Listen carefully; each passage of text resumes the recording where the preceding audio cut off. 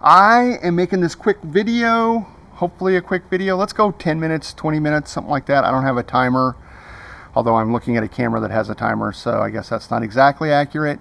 But I do receive some comments. I try to respond and do some sort of reply to the comments. Obviously, this is a smaller channel, so comments are always, I always like comments, and especially questions.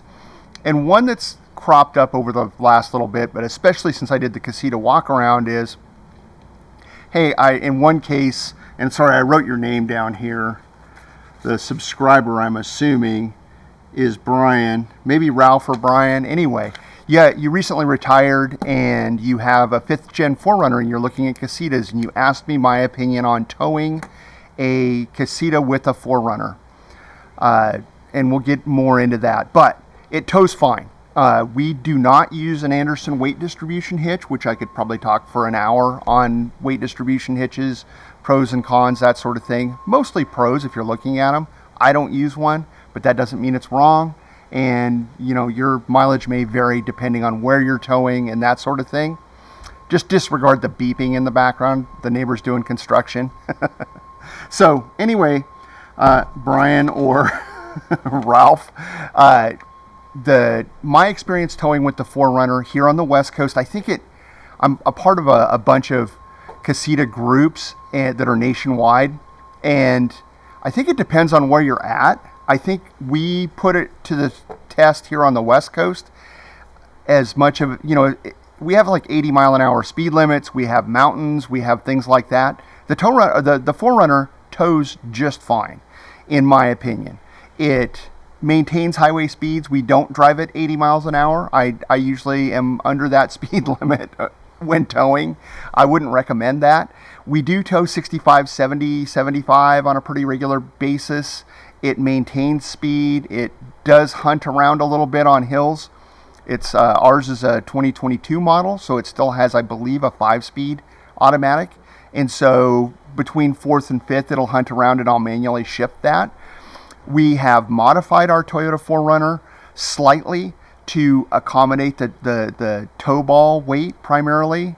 It's so a Casita trailer, and most, I think, travel trailers will be hopefully biased toward the hitch. That your trailer should always have a heavier tongue load. It should never be even, like it shouldn't balance on the axle, right? So what you would do is apply more weight. In the case of a Casita, I think it's in my case, I think it's 350 or 400 pounds of tongue weight. Because again, I've added some weight to the front. If you see any of the videos, it is very important that you be able to support that weight, obviously. Well, a 4Runner, one of its benefits and failings, there's always compromises, right? So the 4Runner rides pretty well, and due in part to the rear suspension. The rear suspension of a 4Runner is a coil spring. It is very soft. It's made to ride around unladen, basically. And what we did with the trailer, we towed it without the airbags, the modification we made, but it was one of these deals where the trailer tongue weighed down the back of the vehicle. More unsightly than anything, I would say. It drove just fine, but I like my rig and my trailer to be more or less level, and to that end, the modification I made was to install airbags. They're inexpensive, and sorry, I've got people creeping around behind me here. Anyway, they're inexpensive, relatively. I think it was $100 and a half, so $150 maybe, to buy it on your local, big box website, if you will. Anyway, I installed those in 3 or 4 hours, I want to say. I think I made a video about that. They all kind of run together now. It's fairly simple, and I like simple stuff. We did the airbag fitting, which is just a standard Schrader connector, and a Schrader valve is basically what same as your Toyota, as your tire valve stem is a Schrader valve. So you can use any air compressor. I carry a 12-volt air compressor with me. More commonly, I'll just stop at a gas station, or if I'm here at my shop, you can probably tell. So I will just air it up before we leave on a trip, and depending on how long we're in a place and how rough if you're on corrugated roads or things like that where there's a lot of bumps, I would let the air out of the airbags, and because it just doesn't it doesn't take that much to put air back in. Again, one of the pieces of equipment we do carry in the 4Runner is an air compressor. But to answer the question is, the 4Runner works fine. You will, in my opinion, need some weight distribution mitigation like airbags, or a weight distribution hitch would be another solution for that. I didn't opt for that way, but I have used them in the past. They're very, very effective at helping distribute that tongue load. They help with the sway of the trailer, although I have not experienced any untoward sway in our trailer. Again, towing across most of the western states, it just hasn't been a factor for us.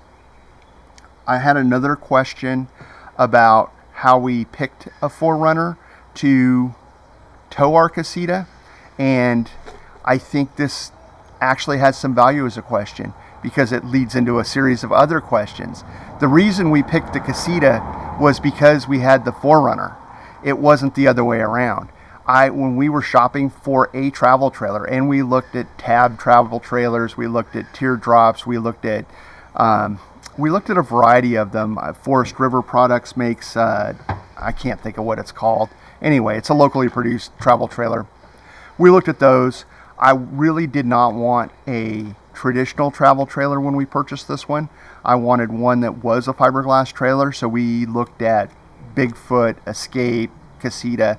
This one happened to, those are great manufacturers, by the way. They happened to that this one came up for sale at the time we were looking for a trailer, so it was more happenstance. We purchased the trailer knowing that we were going to want to make improvements to it, and basically the other thing that dictated it was budget. You know, we couldn't. I have a decent credit rating. I could have, taken a loan out and bought the trailer. However, we chose to go a different route. We bought an older trailer that we could just buy for cash. It was budgetary completely. So we were able to just purchase this trailer with, stuff we found in the couch, old savings bonds, stuff like that. So it is what it is. It was, obviously if you've watched this channel for any length of time, it is a 1999 model year. It's a 26-year-old trailer at this point. It was 24, 25 years old when we bought it.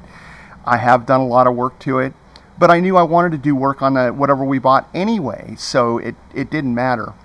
I think these Casita trailers specifically are an excellent value for what you get, just because you can buy a 2025 model year and get effectively the same thing. So our Casita, for the inquiring minds, is, I believe, called a Spirit Deluxe, meaning it has a rear dinette that folds down into a bed, and it has a second dinette on the kind of driver's side of the trailer, and then the kitchen, food storage, refrigerator is all kind of there on the driver's side, just inside the front door.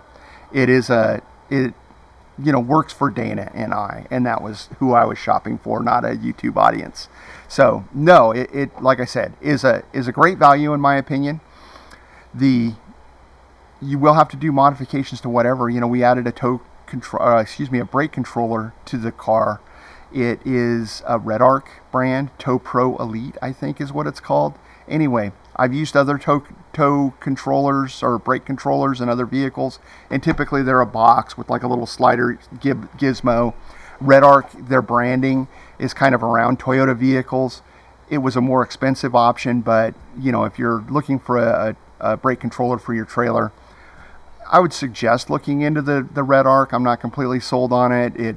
There are some other good options out there, I believe, with those other more external modules. It was ease of installation for me. The Red Arc is set up specifically for Toyota vehicles, and it was a plug and play system basically. Plugged it into the wiring harness, never looked back basically. Yeah, she just needs a little bit of We already had the vehicle. We knew what we were gonna tow with, and I did a little bit of Googling and owner's manual stuff. You should be able to find the tow capacity of your vehicle fairly easily. I found out that the tow capacity of our 4Runner is 5,000 pounds. So what that meant to me is I had to find a trailer that was significantly less than 5,000 pounds. The reality is I didn't want like max it out, right? Because you're going to add weight, you're going to do this, you're going to do that. And these trailers dry, I think, are about 2,600 pounds.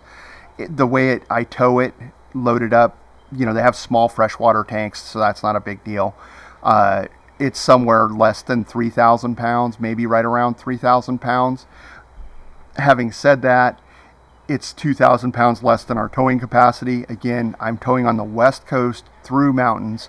I didn't want to max out or stress the vehicle, so I didn't do it right to the limit. Obviously, everybody's towing situation is going to be a little bit different, but if you have a crossover SUV, I've seen everything towing these things. Honda Ridgelines seem to be fairly popular. Toyota Tacomas, Toyota 4Runners, by far and away are the most popular.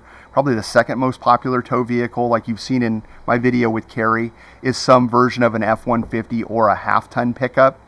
Totally well within the tow ratings of those vehicles. If I was to make a recommendation and you're purchasing a vehicle, I might think about getting a pickup truck, just because there's extra stuff you're going to put in the bed of the truck and you're somewhat limited in storage capacity inside an SUV like I have. But again, it's going to be a personal decision, and hopefully I've answered that question. Getting back to the purchase of the trailer, if you've watched any of the other videos, it goes in a very specific carport. It's kind of right behind me right here.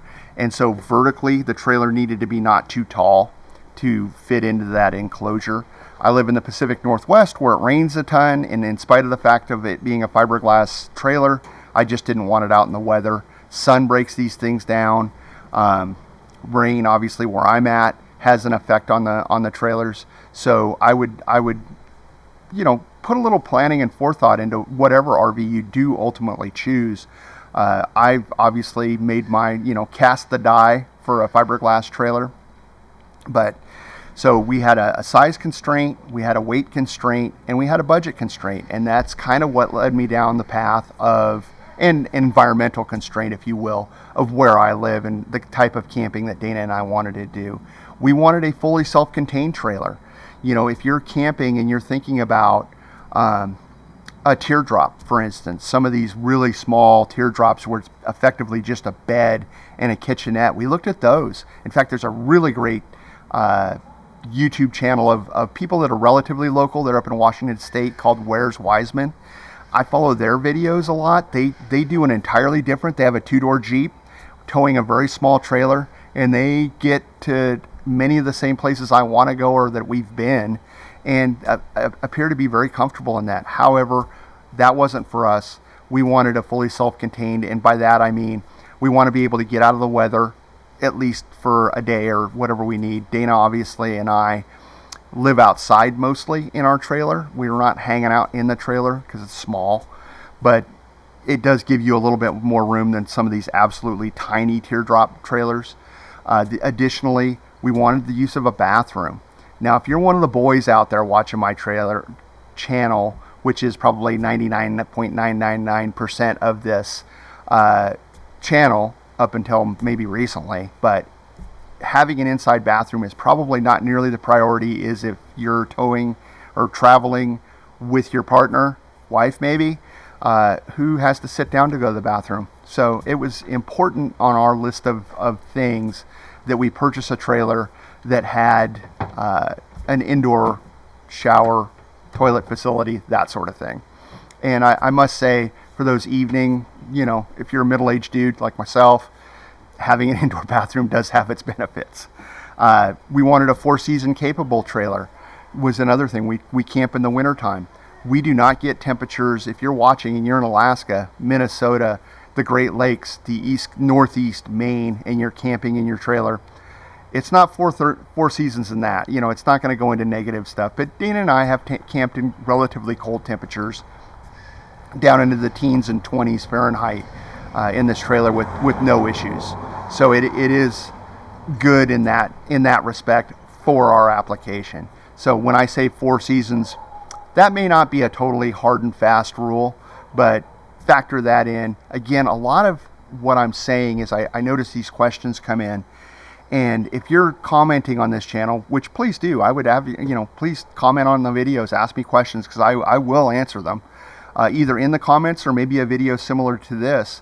But where you're traveling. There's another channel I watch with a 4Runner. They have an Escape 19 or 21 that they're towing, which works. A couple fellas out of Canada are traveling around. I think it's called MD Adventures.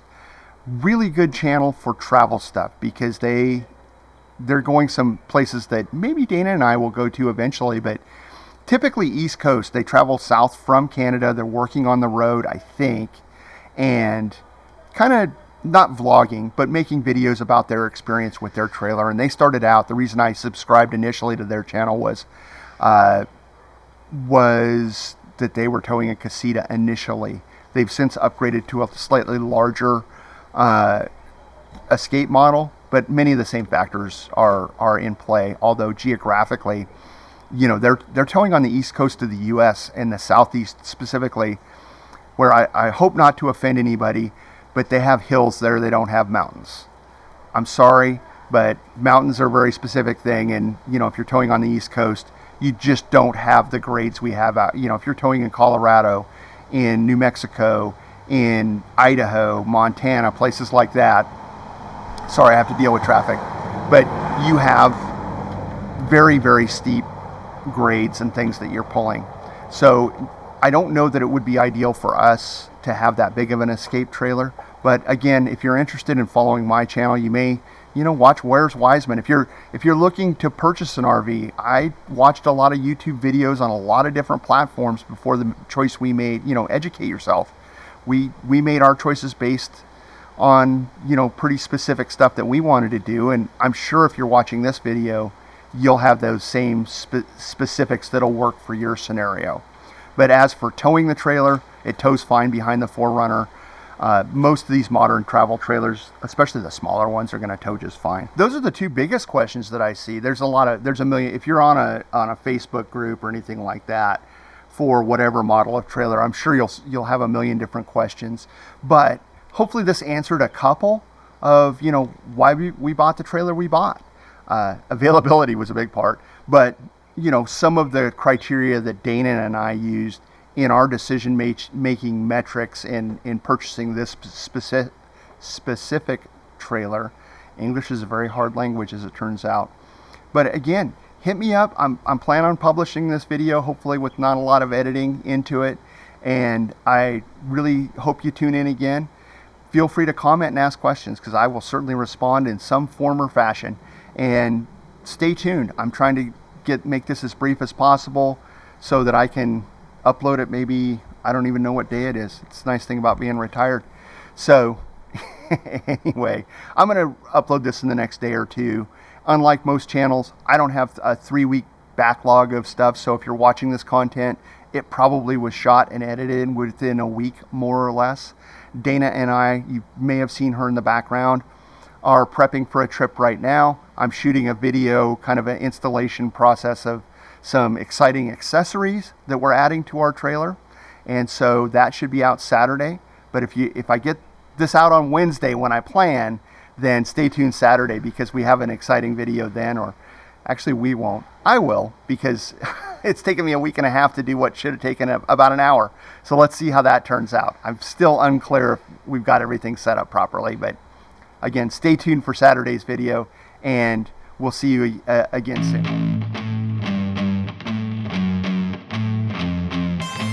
And again, welcome back to Marginal Content, or if you've watched the entire video, depending on when I put this in, this is obviously your home for all marginal content, so stick around.